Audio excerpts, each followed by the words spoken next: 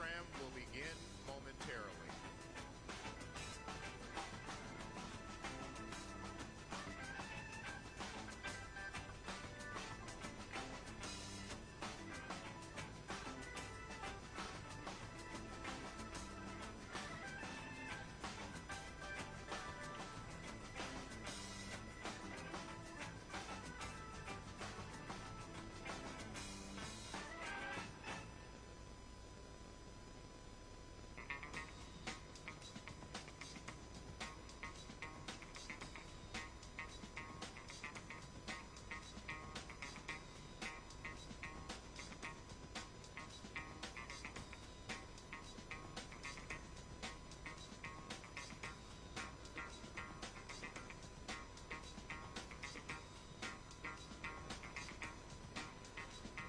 Ladies and gentlemen, please take your seats.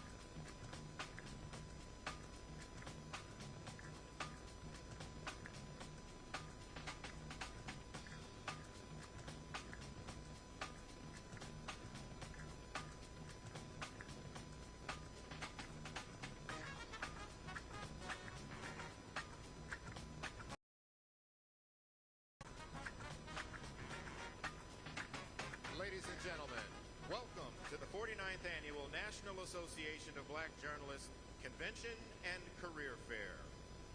We are about to begin a conversation with former President Donald Trump. We ask that the professionalism that we all bring to our newsrooms and workplaces every day is the same professionalism that is maintained in this arena. Please welcome to the stage ABC News senior congressional correspondent Rachel Scott.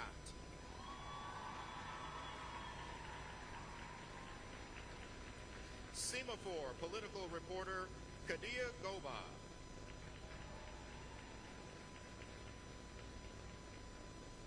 And anchor of the Faulkner Focus and co-host of Outnumbered on Fox News, Harris Faulkner.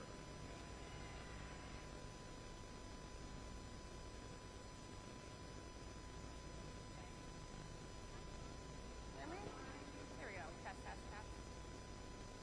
Good afternoon, NABJ, and welcome to a conversation with former President Donald Trump. This discussion continues a decades-long tradition during election years of inviting journalists to discuss the policies and their impact with the candidates who are running for president and the impact of those policies, especially in black communities. Former Presidents George W. Bush, Barack Obama, and Bill Clinton have attended the NABJ conventions either as presidents or as presidential candidates in past years. NABJ is currently in conversation with Vice President Kamala Harris's team to schedule a Q&A either in person or virtually in September. As journalists, we use opportunities like these both to inform our reporting, but also to help voters understand the choices that they face in a consequential and historic election year. NABJ has partnered with PolitiFact to fact-check this conversation in real time. You can access that feed on social media using the hashtag NABJFactCheck. Again, the hashtag is NABJFactCheck. We have a lot to get to, and we do not want to waste any time, so let's bring out the former President of the United States, the Republican nominee for President, former President Donald Trump.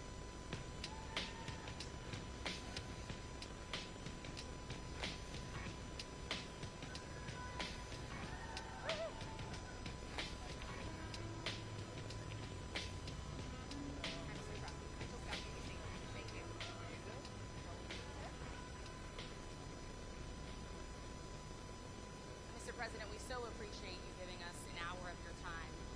I want to start by addressing the elephant in the room, sir. A lot of people did not think it was appropriate for you to be here today. You have pushed false claims about some of your rivals, from Nikki Haley to former President Barack Obama, saying that they were not born in the United States, which is not true. You have told 4 congresswomen of color who were American citizens to go back to where they came from.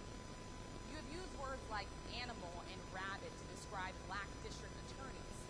You've attacked black journalists, calling them a loser, saying the questions that they ask are, quote, stupid and racist. You've had dinner with a white supremacist at your Mar-a-Lago resort.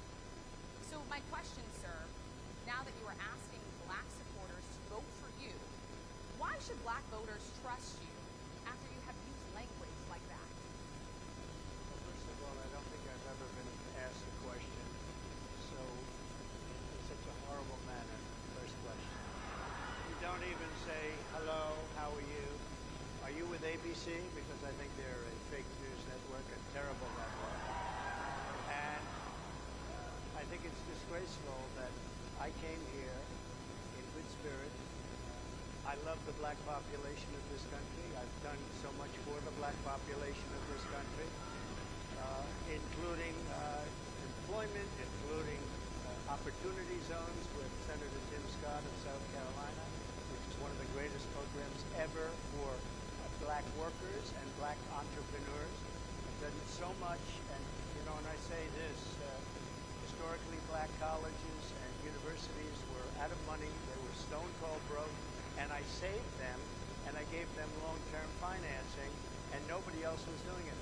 I think it's a very rude introduction. I don't know exactly why you would do something like that, and let me go a step further. I was invited here, and I was told my opponent, whether it was Biden or Kamala, I was told my opponent was going to be here. It turned out my opponent isn't here. You invited me under false pretense, and then you said you can't do it with Zoom. Well, you know, where's Zoom? She's going to do it with Zoom, and she's not coming. And then you were half an hour late, just so we understand. I have too much respect for you to be late.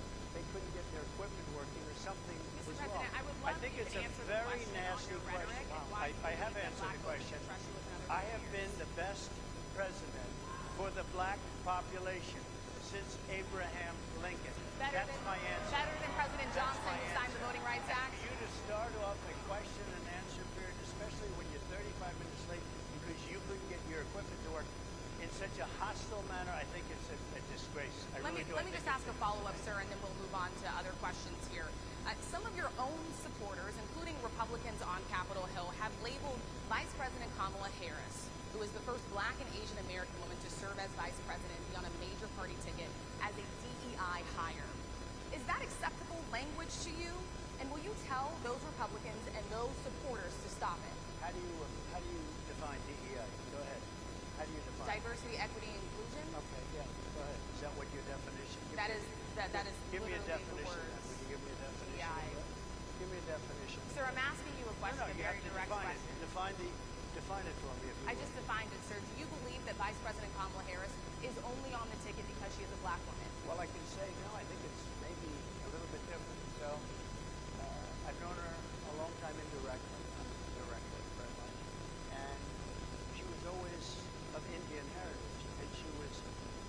promoting Indian heritage. I didn't know she was black until a number of years ago when she happened to turn black, and now she wants to be known as black.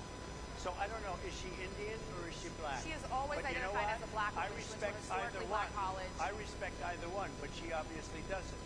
Because she was Indian all the way, and then all of a sudden she made a turn, and she became a black person. Just to be clear, sir, do you believe I that think she is somebody should look into that too when you ask continue in a very hostile, nasty tone. It's a direct question, sir. Do you believe that Vice President Kamala Harris is a DEI hire, as some I Republicans really don't have know. said? I mean, I really don't know. Could be. There are some. There are plenty. I know this lady. Well, you told me it was the longest one of your life, so we had a good discussion. Look, I want to talk about why you're here today. I mean, it is not lost on us how divided we are as a country. And as you were coming today, we really got to see that we were divided along the lines of race, along the lines of gender. And there is this question of, in this moment where we are, why come here? What is your message today? My message is to stop people from invading our country that are taking, frankly, a lot of problems with it. But one of the big problems, and a lot of the journalists in this room I know and I have great respect for, a lot of the journalists in this room are black. I will tell you that coming from the border are millions and millions of people that happen to be taking black jobs. You had the best. What exactly is a black job, sir? A black job is anybody that has a job. That's what it is. Anybody that has a job. All right. And Mr. President, they're taking the employment away from black people. They're coming in, they're invading. It's an invasion of millions of people, probably 15, 16, 17 million people. I have a feeling it's much more than that. And everybody's been seeing what's happened. The first group of people, the black population, is affected most by that. And Kamala is allowing it to happen. She's the border czar. She's the worst border czar in the history of the world. There's never been a border czar like this. She's never even essentially been. She said she was there once, but not the right part of the border. So she was a border czar. She's done a horrible job. These people are coming into our country, and they're taking black jobs and Hispanic jobs, and frankly, they're taking union jobs. Unions are being very badly affected by all of the millions of people that are pouring into our country. And one thing, as we discussed, many of these people are coming in from mental institutions, from prisons, from jails. They're gang members in other countries. Other countries are setting loose their prisoners. They're opening up their prisons and their mental institutions, and they're taking their bad people, drug dealers, gang members, and they're bringing them into the United States. And by the way, their crime rate is going down, and our crime rate is going to be a disaster. Mr. President, I want to get into how you address some of the issues with black communities. And I say that plural because we live in communities of color that are different. We're not all the same. We don't vote the same. We don't think the same. True. It's not monolithic.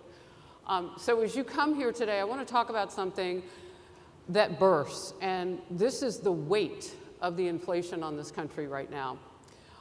The nonprofit Money Management International recently released data from its mid-year analysis that we have found a 52% rise in people who are seeking counseling for being in credit debt. They're paying for food that is sky high on their credit cards, and now they can't pay that off. The credit counseling nonprofit MMI, as I said, is saying now that they've seen surges that they haven't seen since we were in a pandemic of people in financial trouble. Much of that falls on the shoulders of single moms, single black moms, when you look statistically. Yeah. How do you turn it around? What's your plan for the black community when it comes to money? So, first of all, it's very hard to hear you for whatever reason because of the fact that they have bad equipment, because I guess, you know, this woman was unable to get the right equipment. But it's very hard for me to hear you, but I can hear every other word. It's very difficult, actually. But so I don't know if they can fix it or do something with it, but I'll do the best I can with it. The inflation is absolutely destroying our middle class, our working class, virtually every class. Inflation is a disaster in our country. Inflation is a country buster. It breaks every country. And we had, in my opinion, the worst inflation we've had. They say it's 58 years, but I think it's much more than that. It's been devastating. And if you just take a look at a lot of things they don't include, like interest rates. Interest rates went from 2.4% to 10%, and you can't get the money. People can't buy houses. They no longer have the American dream. Young people, young black people, they don't have the American dream anymore. They can't buy a house. They can't borrow the money because of the cost of the money. They can't buy it because of the cost of housing, because of the cost to build it, because of inflation. Inflation is a disaster, and it's destroying our country, and it's destroying the black community probably as much or more than any. What's your plan? You know what we have to do? We have to bring down the cost of energy, and that's going to bring down the cost of inflation. This was all started with a bad energy policy by Joe Biden. By the way, just if I might, I was running against a man named Biden. You probably saw that. And he was losing very badly in the polls, and then he had a rather bad debate. I would say it was a bad debate. I would say it was one of the worst debates in history. And his poll numbers crashed. And instead of saying, you know, let's keep going, and maybe something happens the other way, they said, oh, we're going to replace him. Let's just replace him. That's like you're in a fight, a prize fighter's in a fight. He's not doing well. You say, let's bring in another fighter. So our whole campaign was steered toward him, and now we have to steer it toward him. But ultimately, it's the same because they have bad policy.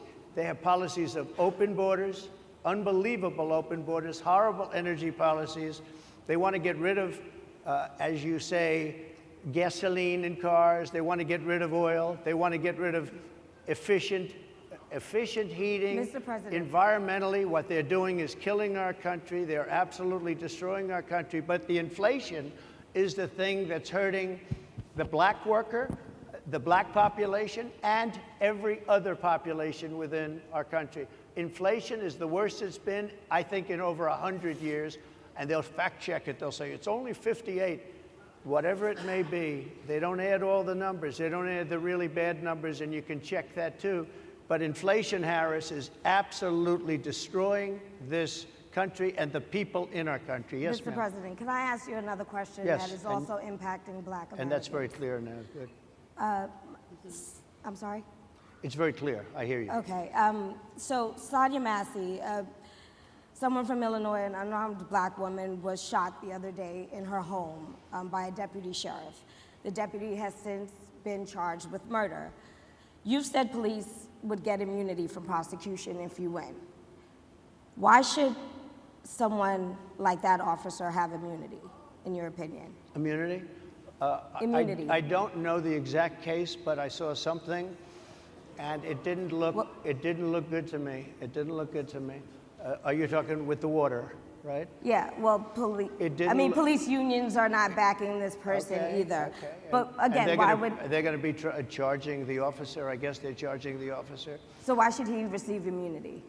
Well, he might not. I mean, it depends. It depends on what happens. I'm talking about people that are much different cases than that. We need people to protect ourselves. And by the way, in Chicago, as an example, a few weeks ago, July 4th weekend, they had 117 shootings and 17 deaths.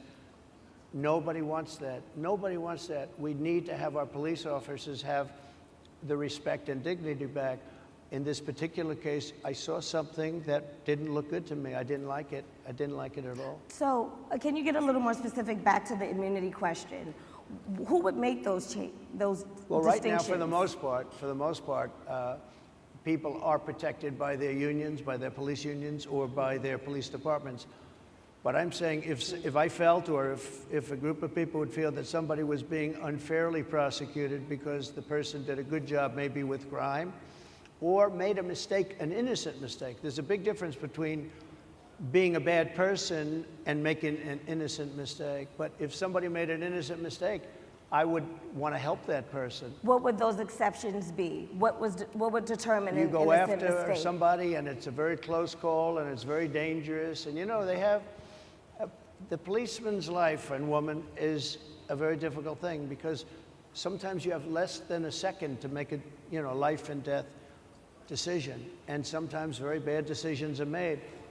They're not made from an evil standpoint, but they're made from the standpoint of they made a mistake.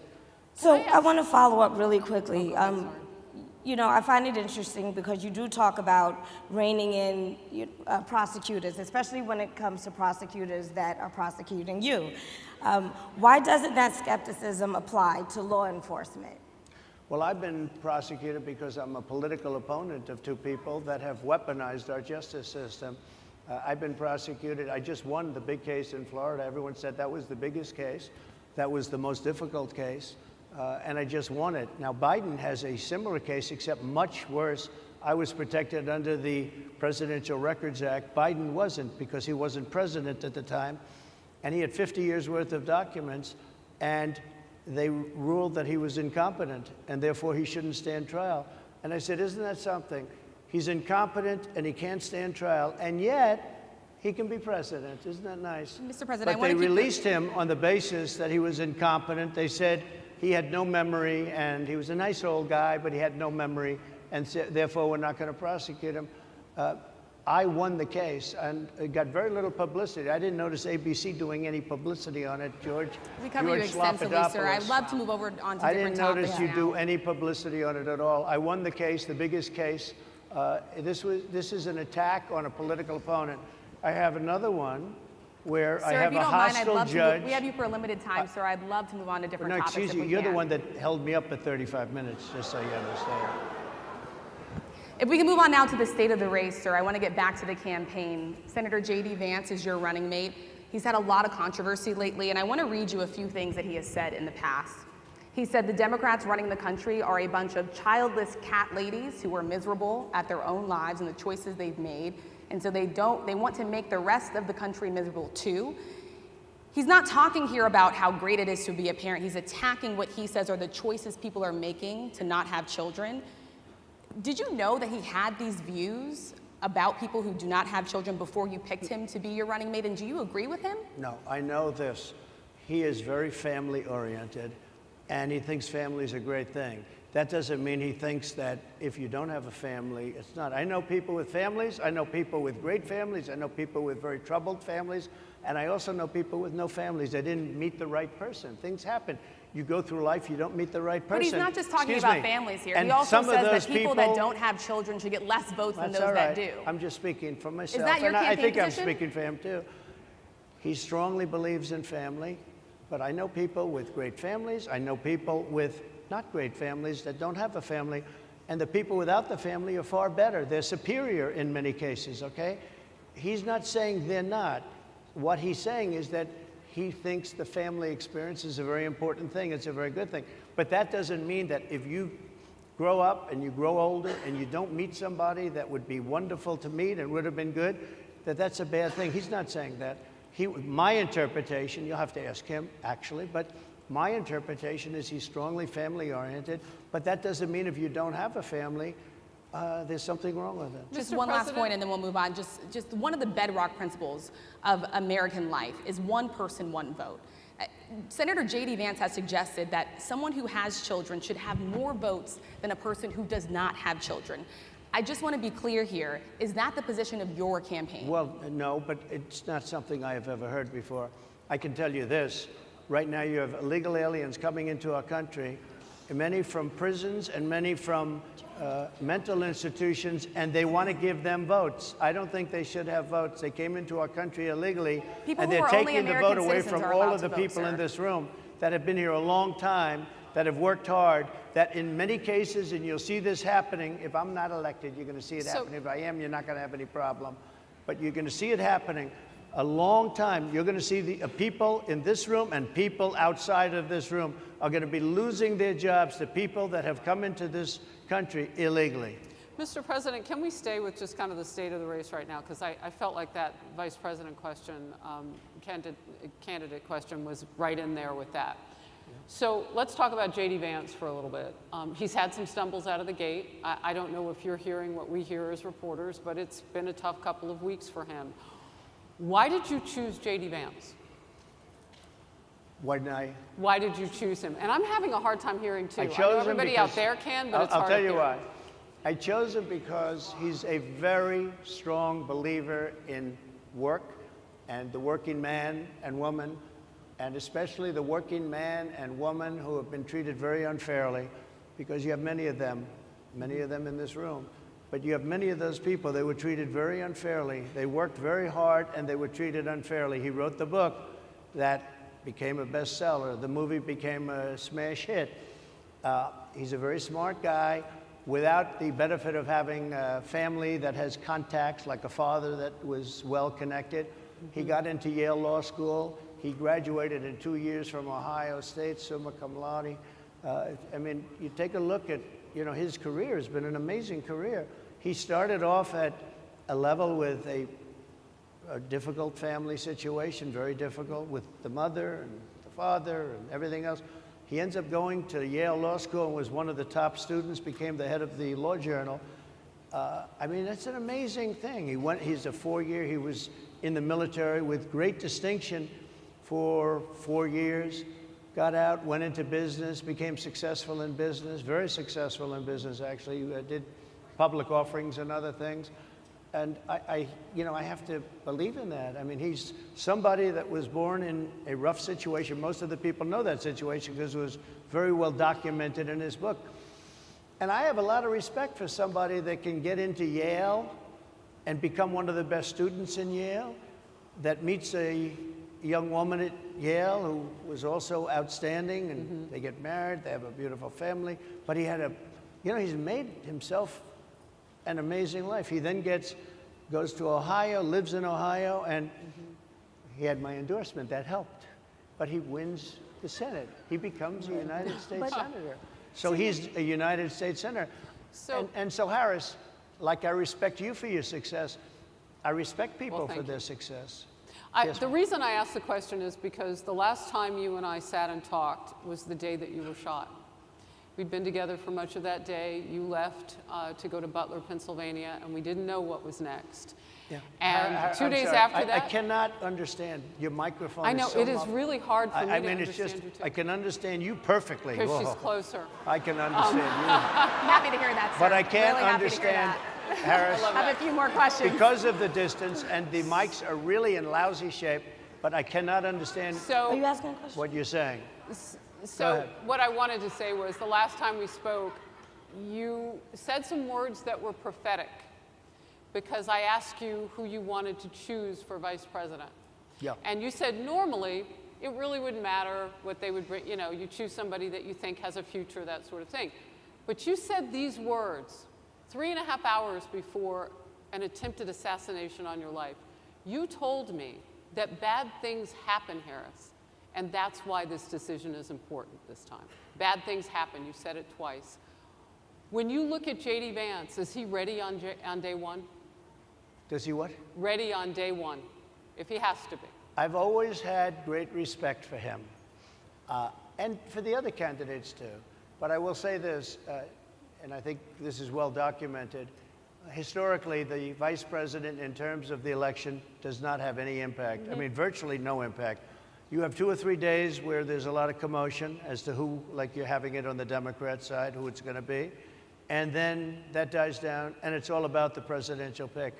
Virtually never has it mattered. Maybe Lyndon Johnson mattered for different reasons of what we're talking about, not for vote reasons, but for political reasons, other political reasons. But historically, the choice of a vice president makes no difference. You're voting for the president, and you can have a vice president who's outstanding in every way, and I think JD is. I think that all of them would have been, but you're not voting that way. You're voting for the president. You're voting for me. If you like me, I'm going to win. If you don't like me, I'm not going to win. I'm going to get my J.D. Vance question in. J.D. Vance? I'm going to get my J.D. Vance question in. To your point and to Rachel's point, he, has a lot of opinions about childless women like myself or divorced people like yourself. Do you think, well, I mean, my point but at is least here. it was said in a friendly manner. My point is, do you think the Republican Party is getting a little bit too judgy about people's lives when you think about abortion or when you think about what J.D. Vance is saying? I don't think, look, I think that the Democrat Party is really the one that has the problem. I think they're radical on abortion because they're allowing abortion in the 9th month.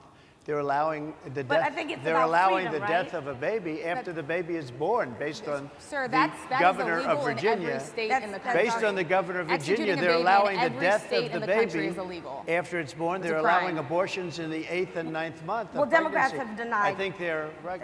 And I think the Republican Party is actually much less. I think I've made them much less radical, perhaps, but the Republican Party, what we're doing is bringing it back to the states where everybody wanted it. Democrats, Republicans, liberals, conservative, everybody wanted abortion brought back. They didn't want Roe v. Wade in the federal government. They wanted it, everybody. But the wanted majority it of back. Americans oppose Excuse Roe me. v. Wade being overturned. They Multiple don't know polls have about showed that, this. sir. Right now, they're voting. It brought it back to the states. Now, I happen to believe in the 3 exceptions. Ronald Reagan believed with rape, incest, life of the mother. I do. I think most people do. I think most Republicans do also. But if you take a look, right now they're doing, it's an amazing thing, out of the federal government, it's in states, and people are voting. And I will say, Ohio is, let's call it a more liberal version, has been approved. Kansas, the same thing, a little bit surprising to a lot of people. But the people are now voting, and it's taking this issue that's been going on for 52 years and has torn our country apart, and it's giving it to the people to vote on. And they're voting. And many states have already voted. Others are in the process of voting. And it's bringing it back to the people and a vote of the people. And it's not at all radical. And again, you have to follow your heart. I happen to believe in the 3 exceptions. Most people believe in the 3 exceptions. Most Republicans believe in the exceptions. But they don't want to see an abortion in the 9th month or the 8th month. Almost everybody agrees to that. And they certainly don't want to see, in the case of the governor of Virginia, the former governor, I might add, who said, we set the baby aside and then we decide what to do. Meaning, what do? We execute the baby. That's a radical, horrible position. And some people want that. I don't want it. Most people don't. Thank you. Can I just pivot really quickly to another question about, you brought up health, Harris. You're an active man. We see you golfing all the time. But if you win, you'll still be president at 82, which is older than Biden is right now. But not mentally. Look, mentally. Here's the question. He's shot. But most people, would you consider? Most people, I know many people in their 80s and their 90s that are in great shape. Some of our greatest leaders. You look at throughout the world history, the greatest leaders, some of the greatest leaders in the world were in their 80s. But here's the question. Would you consider stepping down if you felt that your health was declining? Or would you? Oh, absolutely. And who would make, I think I'd know. How would you make that decision? I think I'd know. Look, if I came onto a stage like this and I got treated so rudely as this woman treated me. Oh my goodness. And I'm fine with it because she was very rude, sir. Very rude. That was that wasn't a question. She didn't ask me a question. She gave a statement. That wasn't a question. I repeated your statement, sir, actually. You said you would. You would Oh, make that absolutely. decision If to I step thought down. that I was failing in some way, I want people to be sharp. I'll go a step further. I want anybody running for president to take an aptitude test, to take a cognitive test. I think it's a great idea. And I took 2 of them and I aced them. Well, I took 2 of them. But let me ask you. Yeah. I would like to have people running for president, and I don't mean because they're 75 or 85. I think anybody running, I'd like to do it. People say it's not constitutional. I would like to have something passed where you can do it. I think we should know. I mean, I've watched what's happened in the last couple of years under this gentleman, and our country is a mess. We have inflation. We have the millions of people falling in. We have Afghanistan, which was the worst, most embarrassing moment in the history of our country. What he has done to our country, and her too, what they've done to our country, she has been a horrible vice president. She's considered the worst vice president in the history of our country. Don't mean to interrupt you, but would you consider taking the cognitive test? Mr. President. I would love to do and it. make it public. Well, I've already taken 2 of them, but I'll do it again. Mr.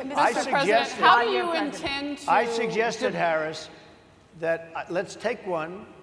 I said, Joe and I will go and take a cognitive test. Now, I'd do it with her, too. I would do it with her also. You know what?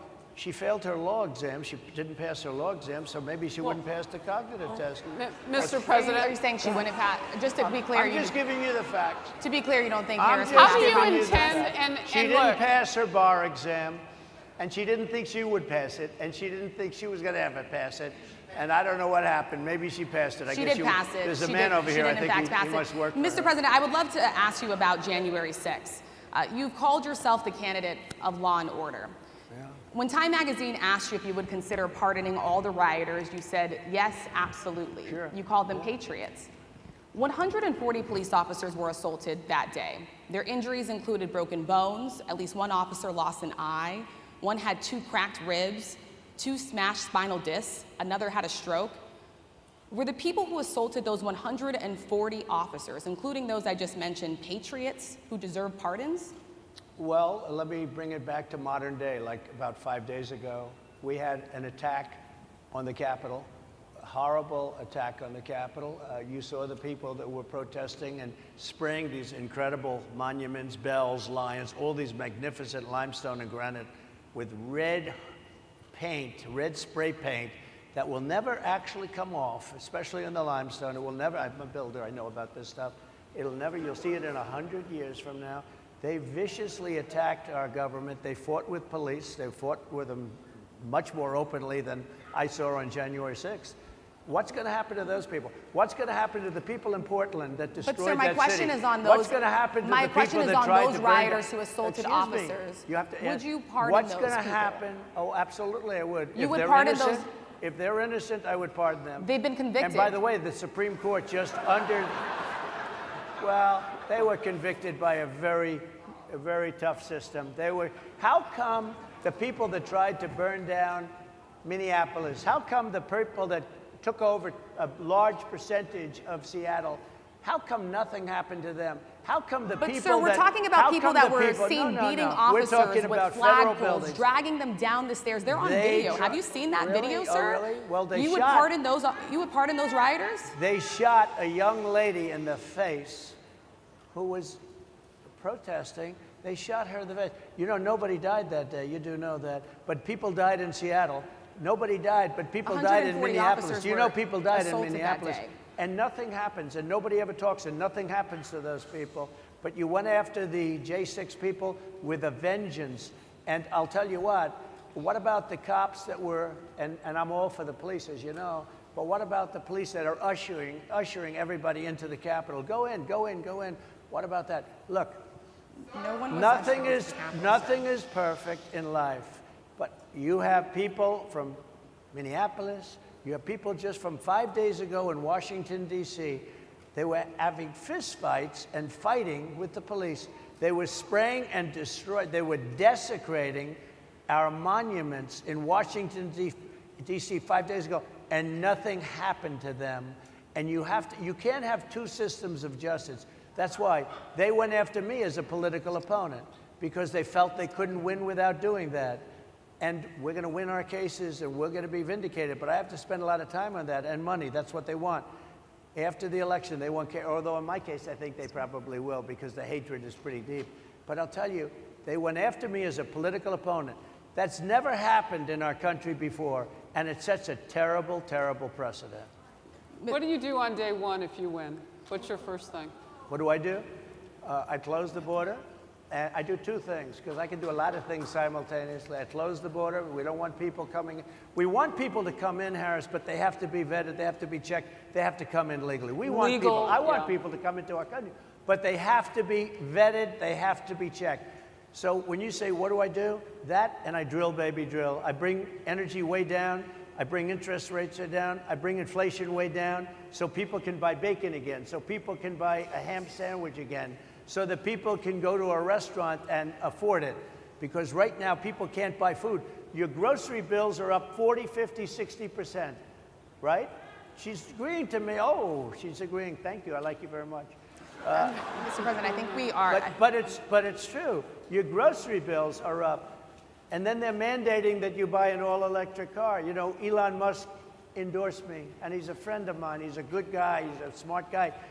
But I'm against everybody having an electric car, okay? I'm very much against that. You have to be able to, if you want a hybrid or if you want a gasoline-propelled car.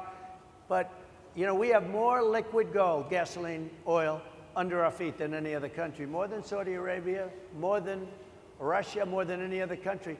I want to use it. I want to use what we have. I want to bring down prices, bring down costs, and I also have to stop the invasion. And remember, they're taking your jobs. These people coming in, are taking your job. Project Mr. Pres- 2025. I think we have to leave it there by the Trump team. All right. So leave it. That is the last word. Thank you so much, Mr. Trump, for coming today and joining us. Well, thank you very much. They've been telling us. Thank you. can't hear him. Thank you, everybody, very much. Great Thank you, honor. Mr. President. Thank you. NABJ will email about details regarding the conversation with I Vice could not President hear Kamala anything. Harris in September. Thank you. Thank you very much. Thank you, sir.